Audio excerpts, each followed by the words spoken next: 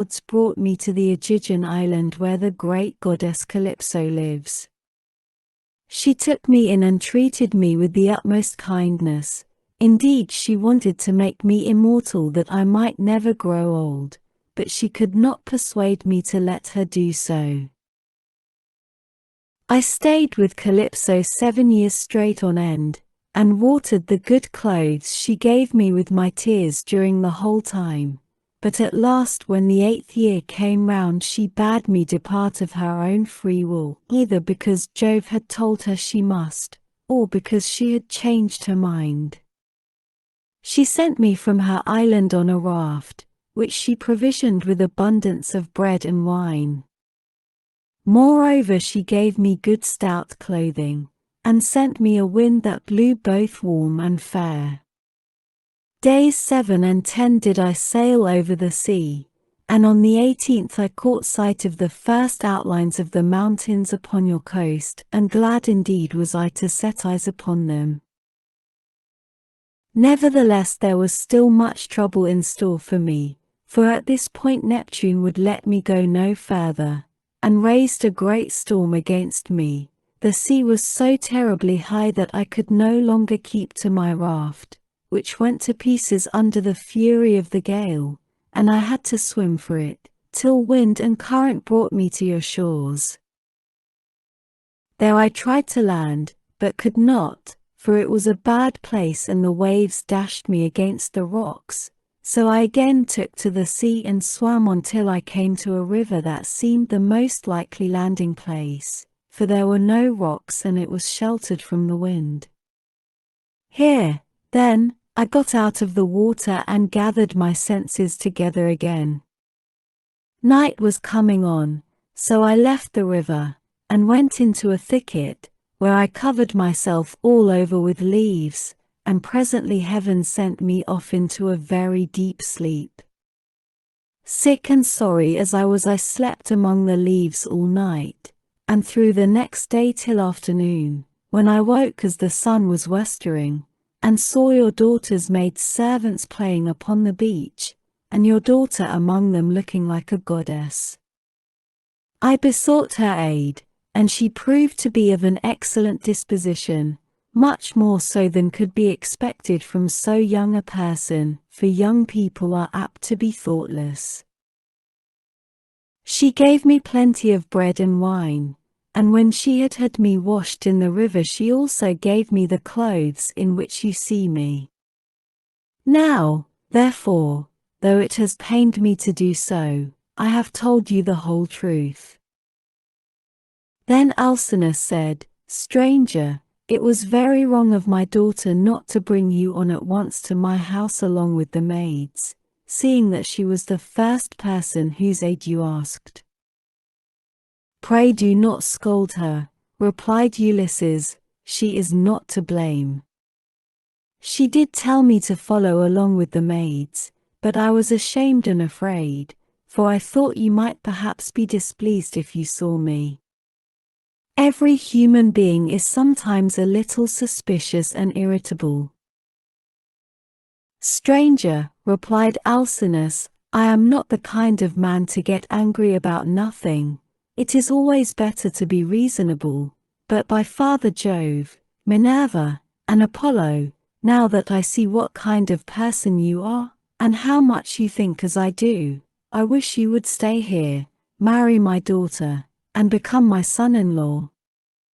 If you will stay, I will give you a house and an estate, but no one, heaven forbid, shall keep you here against your own wish, and that you may be sure of this, I will attend tomorrow to the matter of your escort. You can sleep. 64.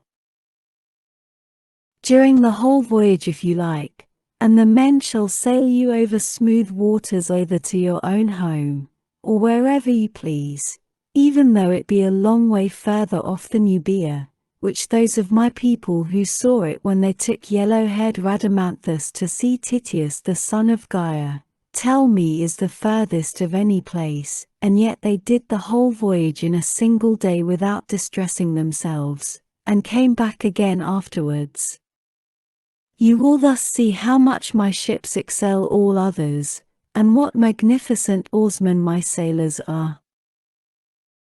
Then was Ulysses glad and prayed aloud, saying, "Father Jove, grant that Alcinous may do all as he has said, for so he will win an imperishable name among mankind, and at the same time I shall return to my country." Thus did they converse. Then Arete told her maids to set a bed in the room that was in the gatehouse, and make it with good red rugs, and to spread coverlets on the top of them with woolen cloaks for Ulysses to wear. The maids thereon went out with torches in their hands, and when they had made the bed they came up to Ulysses and said, "Rise, Sir stranger, and come with us, for your bed is ready," and glad indeed was he to go to his rest. So Ulysses slept in a bed placed in a room over the echoing gateway, but Alcinous lay in the inner part of the house, with the queen his wife by his side. Book 8. Banquet in the House of Alcinous, the Games.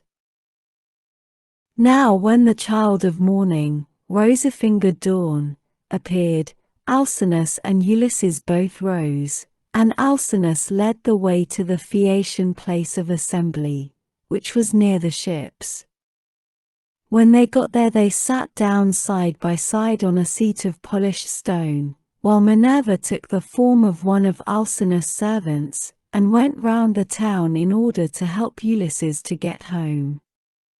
She went up to the citizens, man by man, and said, "Aldermen and town councillors of the Phaeacians, come to the assembly all of you and listen to the stranger who has just come off a long voyage to the house of King Alcinous. He looks like an immortal god." With these words she made them all want to come, and they flocked to the assembly till seats and standing room were alike crowded. Every one was struck with the appearance of Ulysses, for Minerva had beautified him about the head and shoulders, making him look taller and stouter than he really was, that he might impress the Phaeacians favorably as being a very remarkable man, and might come off well in the many trials of skill to which they would challenge him. Then, when they were got together, Alcinous spoke. "Hear me," said he, "aldermen and town councillors of the Phaeacians, that I may speak even as I am minded. This stranger, whoever he may be, has found his way to my house from somewhere or other, either east or west. He wants an escort and wishes to have the matter settled. Let us then get one ready for him, as we have done for others before him. Indeed, no one who ever yet came to my house has been able to complain of me for not speeding on his way soon enough. Let us draw a ship into the sea, one that has never yet made a voyage, and man her with 52 of our smartest young sailors. Then when you have made fast your oars each by his own seat, leave the ship and come to my house to prepare a feast." 65. I will find you in everything. I am giving these instructions to the young men who will form the crew, for as regards you aldermen and town councillors, you will join me in entertaining our guest in the cloisters. I can take no excuses, and we will have Demodocus to sing to us, for there is no bard like him whatever he may choose to sing about. Alcinous then led the way, and the others followed after, while a servant went to fetch Demodocus. The 52 picked oarsmen went to the seashore as they had been told, and when they got there they drew the ship into the water, got her mast and sails inside her, bound the oars to the thole-pins with twisted thongs of leather, all in due course, and spread the white sails aloft. They moored the vessel a little way out from land, and then came on shore and went to the house of King Alcinous. The outhouses, 66 yards, and all the precincts were filled with crowds of men in great multitudes, both old and young, and Alcinous killed them 12 sheep, 8 full-grown pigs, and 2 oxen. These they skinned and dressed so as to provide a magnificent banquet. A servant presently led in the famous bard Demodocus, whom the Muse had dearly loved, but to whom she had given both good and evil, for though she had endowed him with a divine gift of song, she had robbed him of his eyesight. Pontonous set a seat for him among the guests, leaning it up against a bearing post. He hung the lyre for him on a peg over his head, and showed him where he was to feel for it with his hands. He also set a fair table with a basket of victuals by his side, and a cup of wine from which he might drink whenever he was so disposed. The company then laid their hands upon the good things that were before them, but as soon as they had had enough to eat and drink, the Muse inspired Demodocus to sing the feats of heroes, and more especially a matter that was then in the mouths of all men, to wit, the quarrel between Ulysses and Achilles, and the fierce words that they heaped on one another as they sat together at a banquet. But Agamemnon was glad when he heard his chieftains quarreling with one another, for Apollo had foretold him this at Pytho when he crossed the stone floor to consult the oracle. Here was the beginning of the evil that by the will of Jove fell both upon Danaans and Trojans.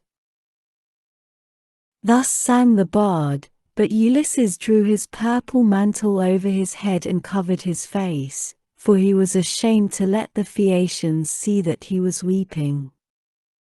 When the bard left off singing, he wiped the tears from his eyes, uncovered his face, and, taking his cup, made a drink offering to the gods.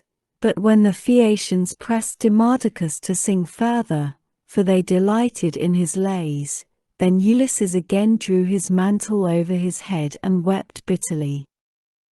No one noticed his distress except Alcinous, who was sitting near him, and heard the heavy sighs that he was heaving.